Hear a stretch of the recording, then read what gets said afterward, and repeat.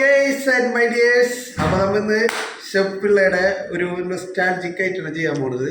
Nostalgic എന്ന് പറയാൻ പറ്റൂല, മൂപ്പരൊരു ഐറ്റം ഉണ്ടെന്ന് അത് നമ്മൾ ഇവിടെ ചെയ്യാൻ പോകട്ട. എന്താ വെച്ച് കഴിഞ്ഞാൽ പൊറോട്ടയും അതുപോലെ തന്നെ ബൂസ്റ്റും പാലൊക്കെ വെച്ചിട്ടൊരു സംഭവം. ഓക്കെ, അപ്പോൾ നമുക്കത് കാണാമല്ലോ.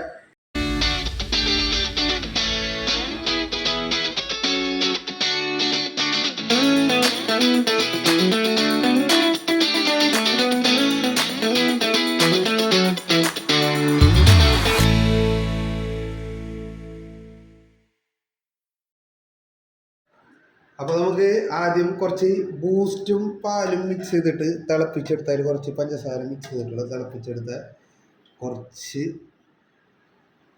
ഇതിലൊഴിക്കുക. അതിനുശേഷം നല്ല ചൂട് പൊറോട്ട എടുക്കുക, എന്നിട്ട് അതിൽ ഇടാം. ഓക്കെ, എന്നിട്ട് അതിന് ശേഷം വീണ്ടും കുറച്ച് ബൂസ്റ്റും പാലിൻ്റെ മേലെ ഇങ്ങനെ വയ്ക്കുക.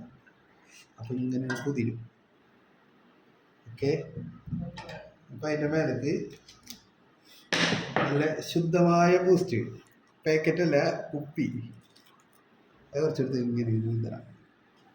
ഓക്കെ, കുറച്ച് മതിയിട്ടാണ്, ഇത് കുറച്ച് കൂടിപ്പോയി തോന്നും. അതിനുശേഷം കുറച്ച് പഞ്ചസാര, ഷുഗറുള്ള ശ്രദ്ധിക്കുക, പഞ്ചസാര കുറവിട്ടാൽ മതി. പിന്നെ ഒരു പൊറോട്ട എടുക്കുക, കാണിക്കും. പിന്നെ ഒരു പൊറോട്ട എടുക്കുക, അതിന് വരയ്ക്കുക. വീണ്ടും ഈ ലൈന് വീണ്ടും ഇതിലേക്ക് തൂടുക, എന്നിട്ട് നന്നായി കുതിരാൻ വെക്കട്ടാ. കുതിർത്തണം, നന്നായി കുതിർത്തണം, എന്നാലേ അതിൻ്റെ ഒരു ഇത് കിട്ടുള്ളൂ. നമുക്കിപ്പോൾ ബൂസ്റ്റിൽ ഹോർലിക്സ് ആയാലും യൂസ് ചെയ്യണ്ട.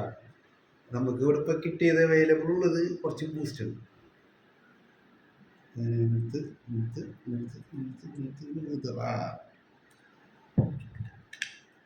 വീണ്ടും കുറച്ച് പഞ്ചസാര എടുക്കുക. പഞ്ചസാര എടുക്കുമ്പോൾ വീണ്ടും പറയുന്നത് ഷുഗറുള്ളവർ കുറച്ചിട്ടാണ്. ഓക്കെ, ഇത് വീണ്ടും കുറച്ച് അതിൻ്റെ മേലേക്ക് വെച്ചിട്ട് കുതിരാൻ വെച്ചിട്ട് നമുക്ക് കഴിക്കാം. ഓക്കെ,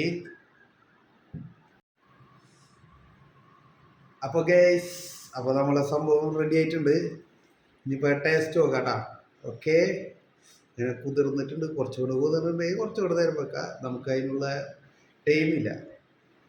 നാവിൽ കപ്പലൂടുന്നു ഗൈസ്. അപ്പോൾ എല്ലാവർക്കും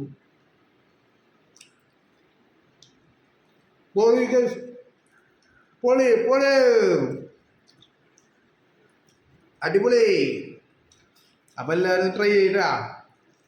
ഓക്കെ, പിള്ളേർക്കൊക്കെ അടിപൊളിയായിട്ട് ഇഷ്ടപ്പെടും.